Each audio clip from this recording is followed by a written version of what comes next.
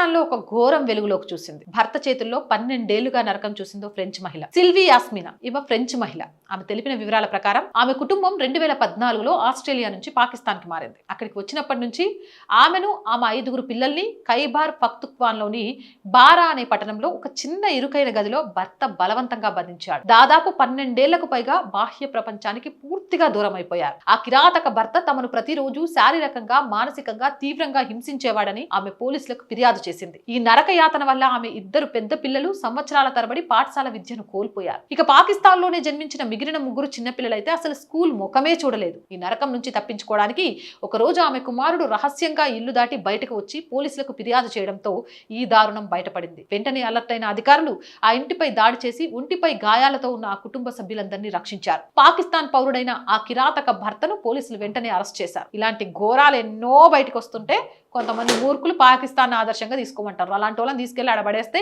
ఇలాంటి వాళ్ళని బంధిస్తే అప్పుడు భారతదేశం విలువేందో వాళ్ళకి తెలిసి వస్తుంది.